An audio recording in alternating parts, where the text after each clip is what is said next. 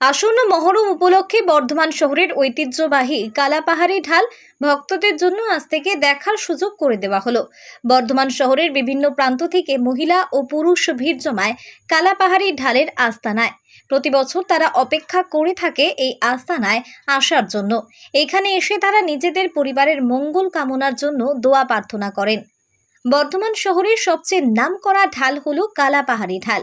বর্ধমান শহরে যত ঢাল তৈরি হয় প্রত্যেকটি ঢাল এই কালাপাহাড়ি ঢালের সাথে মিলিত হয়। দূর দূরান্ত থেকে মহরম উৎসবে বিভিন্ন ঢালের মিলন দেখতে ভিড় জমায় কালাপাহাড়ি আস্তানায়। বর্ধমান থানার মহিলা ও পুরুষ পুলিশ মোতায়েন করা হয় যাতে কোনো রকমের অপ্রীতিকর ঘটনা না ঘটে। প্রতি বছরের মতো এবছরও কালাপাহাড়ি ঢাল ভক্তদের কাছে খুবই পবিত্র।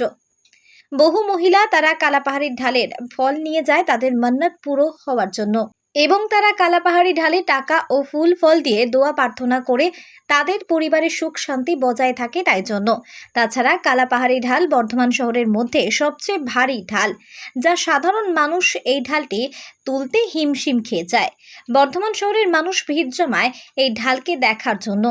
কালাপাহাড়ি ঢাল এই আস্তানা থেকে বেরোয় তখন শতাধিক মহিলা ও পুরুষের ভিড় জমায় এই ঢালটিকে দেখার জন্য এবং তারা যেন এই ঢালটিকে স্পর্শ করতে পারে এই আশা নিয়ে ঘন্টার পর ঘন্টা তারা অপেক্ষা করে থাকে।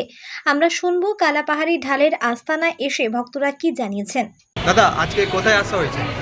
আমরা এখানে আসি এই মাজারে আসি আমরা মনোকামনা পূরণের জন্য। ঠিক আছে, প্রত্যেক বছরই আসি, যতটা বাড়ি আমরা অফিস করি, তো অফিস থেকে এখানে এসে কিছু করার মানে এখানে আমরা পুজো দিয়ে চেষ্টা করি কেন আমাদের মানে সুখ শান্তি বজায় থাকে। সেটা সম্পূর্ণ হয়? হ্যাঁ, অবশ্যই, এটা আমরা আমাদের বিশ্বাস আমাদের সম্পূর্ণ হয়। কী নাম, কোথা থেকে এসছেন? হ্যাঁ, কী নাম? আমার লোক থেকে এসছে, আমার নাম জয়ন্ত পুরভাই। আজকে কোথায় এসছেন? এটা একটা রানীগঞ্জের একটা পীর বাবার স্থান। কেন আসা হয় এখানে? এটা কালকে আমাদের একটা অনুষ্ঠান আছে, তার জন্য এখানে আজকে একটা অনুষ্ঠানের প্রোগ্রাম হয়, সেই জন্য আমরা আজকে এখানে এসেছি। কীরকম লাগে এখানে এসে? ভালোই লাগে, আমি প্রথম এই প্রথম। কী নাম আপনার? আমার মালা জায়গা বাড়ি? বর্ধমান।